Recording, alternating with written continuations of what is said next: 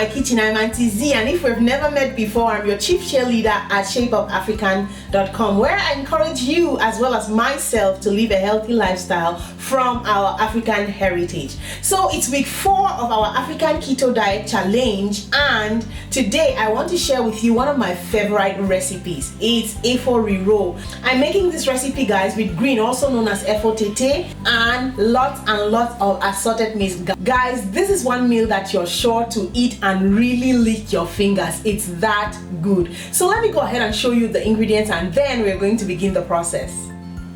So the main ingredient for this recipe is green, guys. So I went to the Afro shop the other day and I saw this green really looking fresh and just beaming. Take me, take me, take me. How could I resist? So we're going to be using 3 bunches of green for this recipe. Of course, you can increase the number if you have many more people in your household. And then we're going to be using 2 to 3 small onions for this recipe.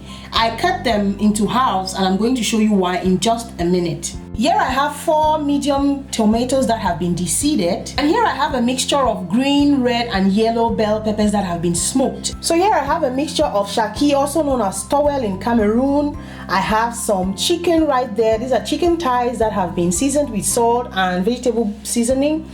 And I have some boiled gizzard, very simply made. I also have some beef that I just seasoned with some salt and popped it in the oven just so that it should brown a little bit, and I'm going to tell you why I did all of that in a minute as we cook. So we're going to also be using a handful of dried catfish. This is very necessary, but of course you can always use your fish of preference.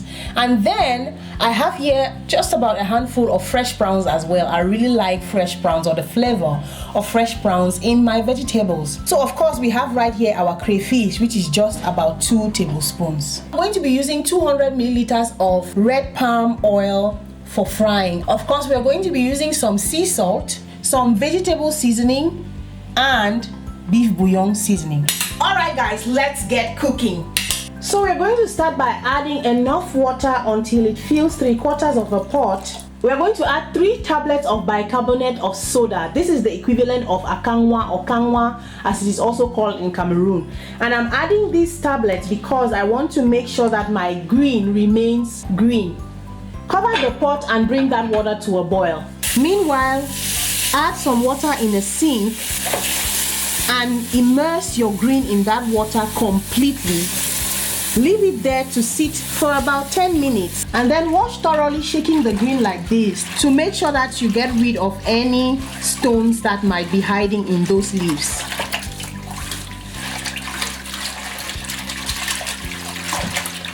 Alright, put your green in a colander like this one and let the water drain off completely. So while we're letting all the water drain out of our green, what we're going to go ahead and do is we're going to go ahead and chop our onions, tomatoes and bell peppers into smaller pieces, and I'm going to use my nicer dicer to do that job. So I'm just going to go ahead and cut all of my vegetables into smaller pieces like this. Next are our tomatoes, and like I mentioned at the beginning, I've de-seeded the tomatoes because I really do not like my Efo Riro or my stewed vegetables to be very watery. So the seeds usually adds a lot of water, and so you have to cook it for a longer period of time to get rid of the water. So I just de-seed the tomatoes before cooking. And my mom hates that. When last she was here, she really didn't like the fact that I threw away food. So Mom, I hope you're not watching this video. And I'm going to chop my smoked bell peppers as well, just into smaller chunks to enable it to get chopped properly.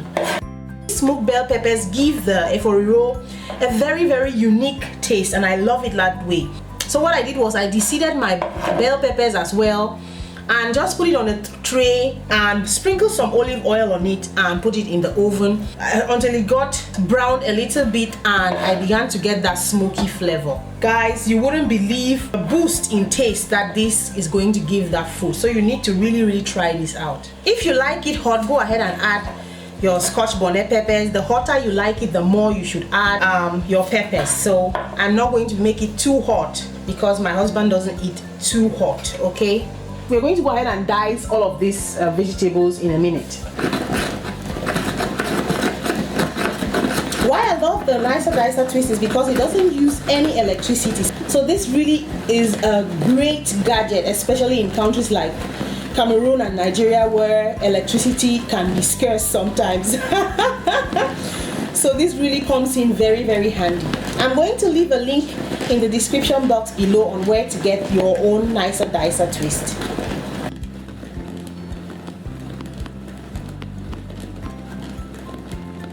I wanted to achieve coarsely chopped vegetables like you can see here, and my nicer dicer has done the job really, really well for me. So after all the water has dripped off of your green, next it's time to slice it. And I like to leave some of the stems because eventually these are going to be softened in our water that we have added bicarbonate of soda into.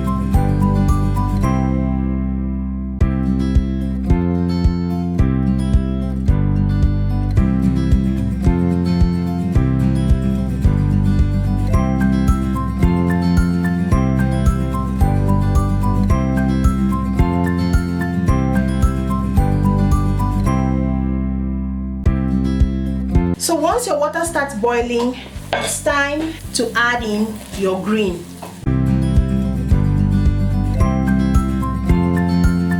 Use a spatula like this one to press it in and then add some more.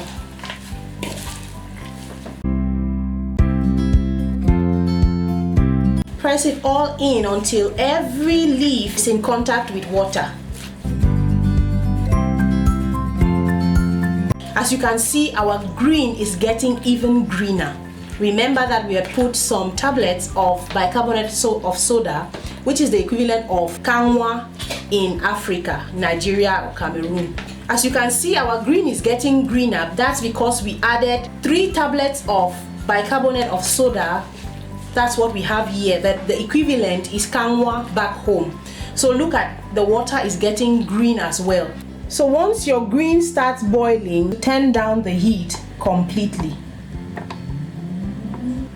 Cover the pot and let that sit for about 5 minutes. In another pot, add your palm oil. Heat the oil but do not bleach, and then go ahead and add in your onions, tomatoes and bell peppers.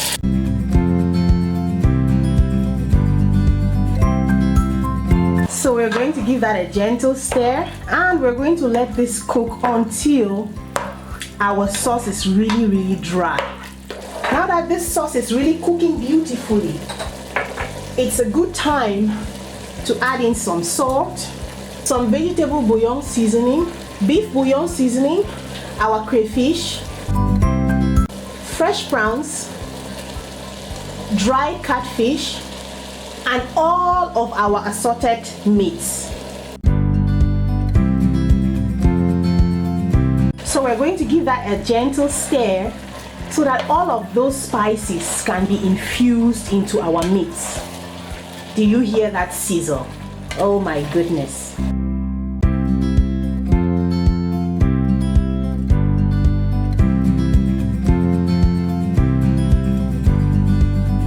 Make sure you taste for seasoning at this point.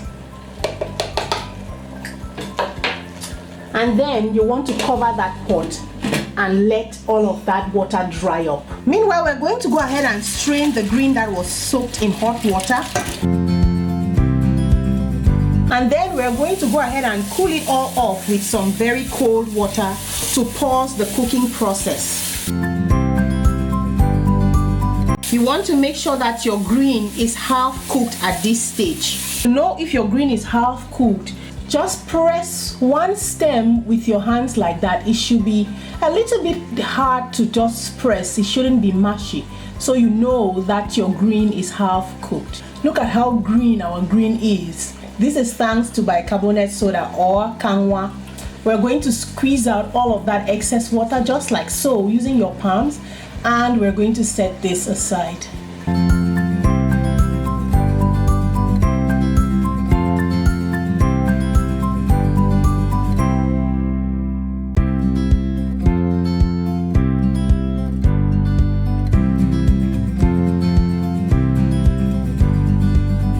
our sauce is ready, so it's time, guys, to add in our green. You're going to scatter it just like this,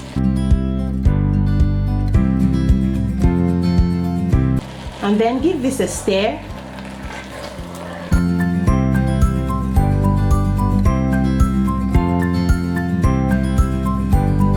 Now it seems as though the green is disappearing inside there, but I just scattered just 2 bundles first to make sure that I stir it well.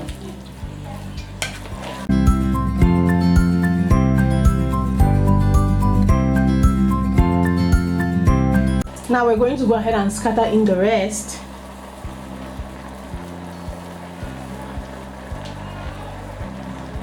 And go ahead and stir that gently as well.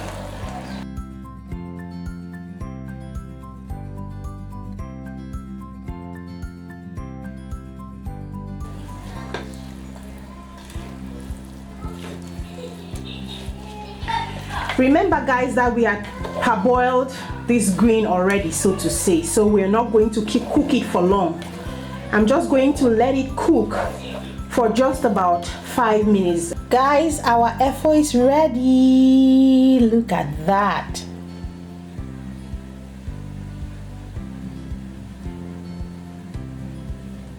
Guys, it's my favorite time. It's tasting time. Look at this baby. I mean, just the order, insanely delicious. Let's give this a taste. I'm telling you, this Efo Riro is so delicious. The green is crunchy. It's spicy from the habanero peppers. You have lots and lots of flavor from our assorted meats. When you bite into this prawn, my god, the taste is just out of this world. Another must make recipe, guys.